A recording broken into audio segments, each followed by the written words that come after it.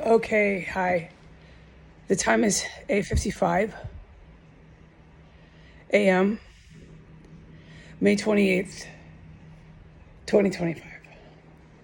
This is significant in a big way that I am able to say this on the internet in as much detail as I want. But I plug one ear, okay?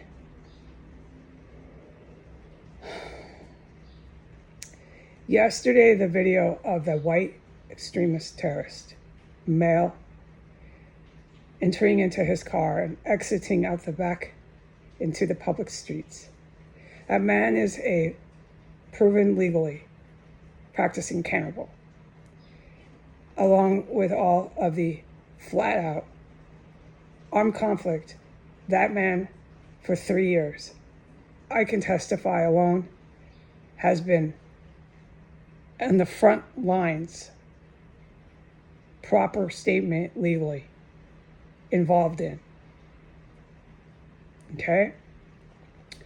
At that point, when I filmed him yesterday, my statements, my testimony can put him in the slammer. Just what I've witnessed. Okay?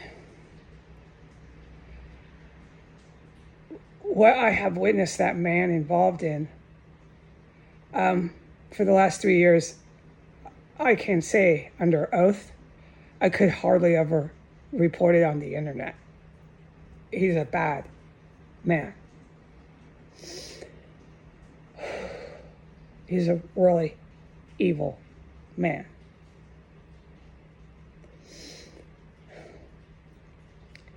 What's on the film yesterday is very out of place in a very big way. On a range of 1 through 5, a 4. So 5, when you watch the video, just picture even more panorama, more dishevelment. Picture someone running, basically. Just emphasize it because we are at 4. This male next door is a practicing cannibal, and I have to plug one ear. There's all the time noise going on. Take a breath.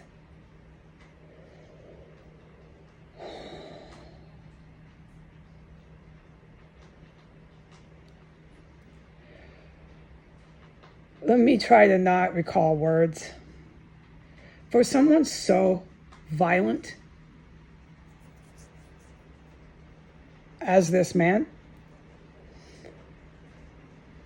who shows to me sociopathic indicators,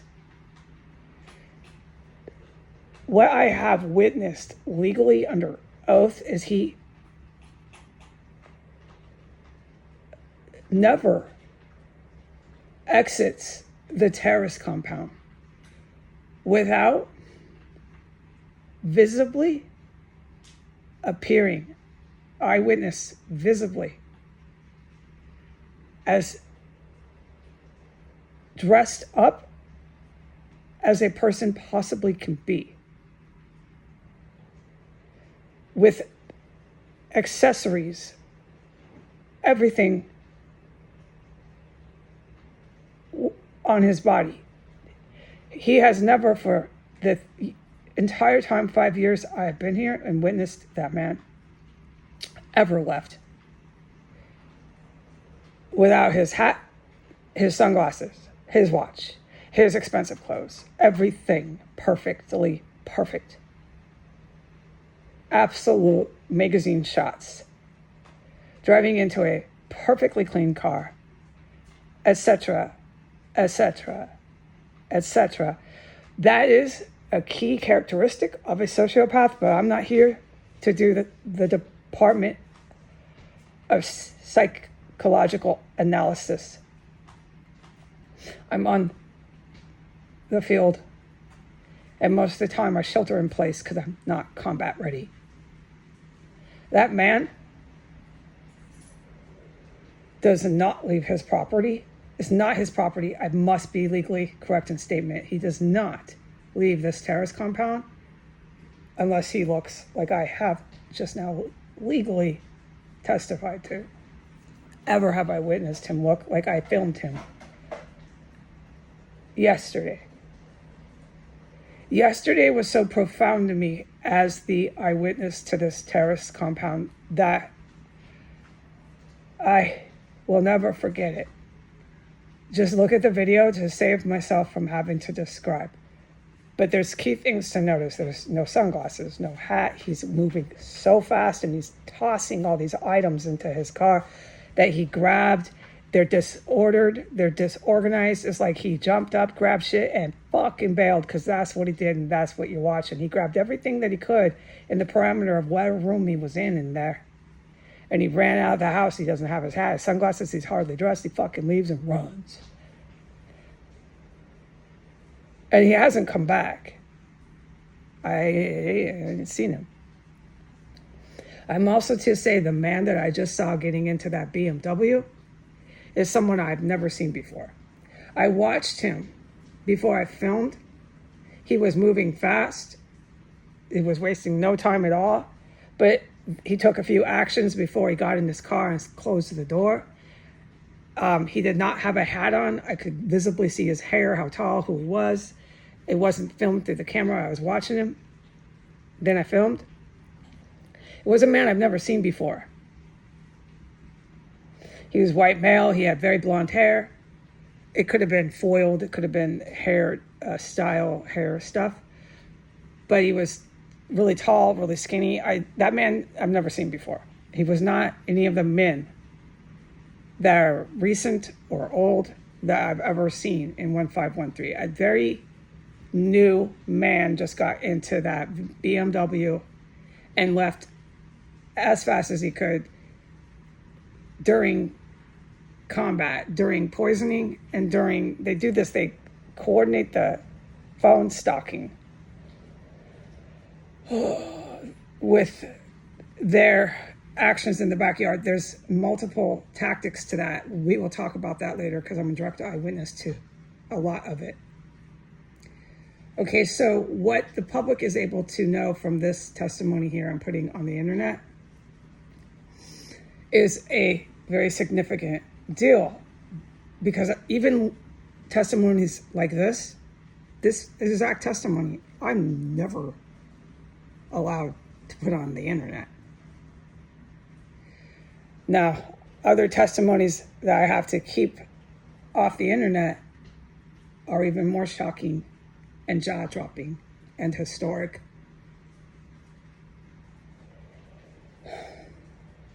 I'm stunned at what I've witnessed here. What the fuck? It makes sense I have to make a statement. I know I stutter and I know I mumble. No wonder why I shelter in place. There's never a time when I think about things that I don't understand why I do that. It's the best thing I could have done. What I desperately need is to get out of here and just feel safe again. And just give me some time to recover. That's all I want. I want to get away from these poisons more than anything in the world. And I'm really tired. And I'm really tired of being scared.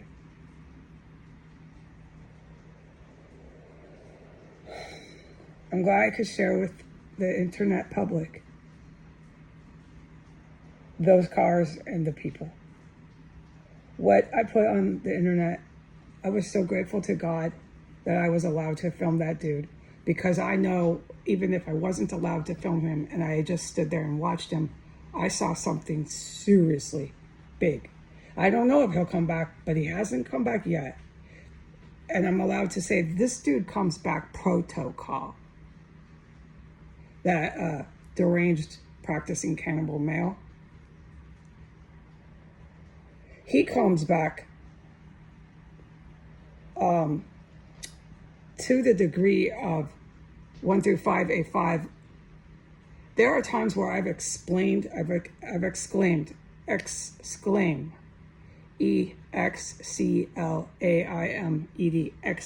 out loud in here. My God, I've said, he's coming back.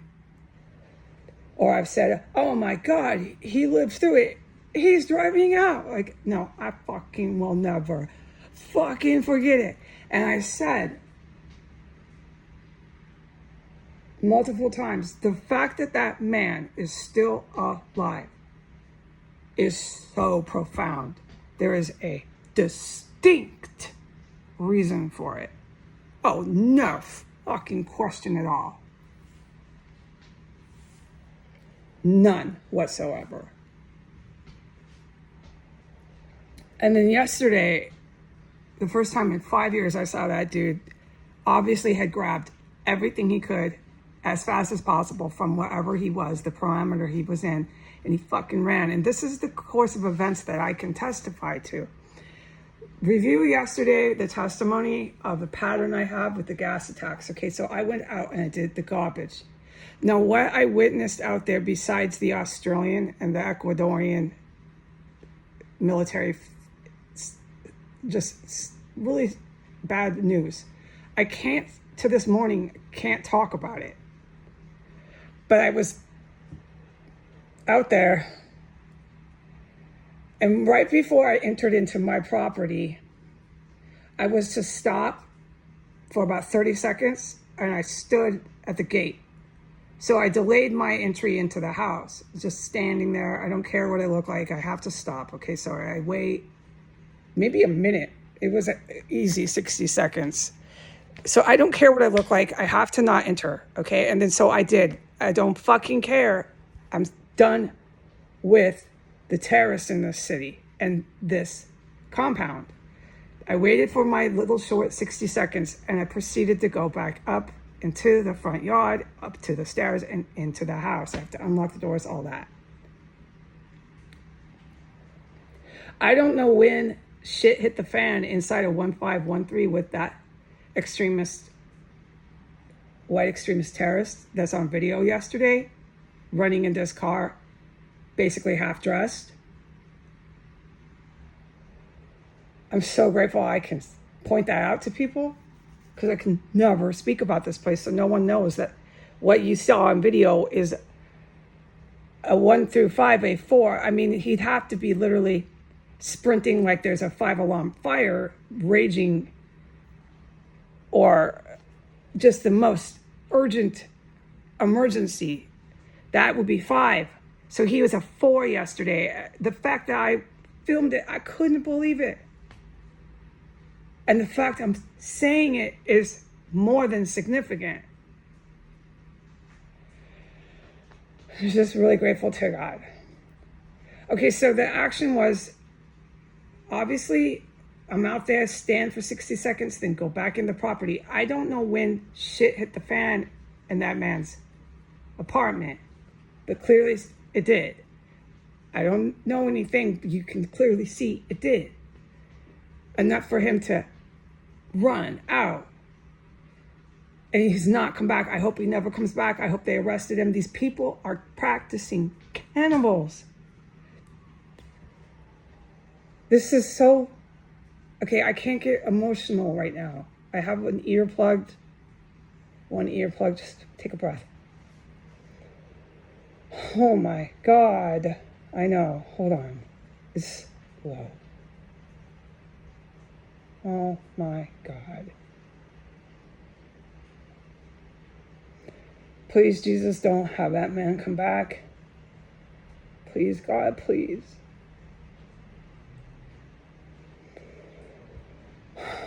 Amen.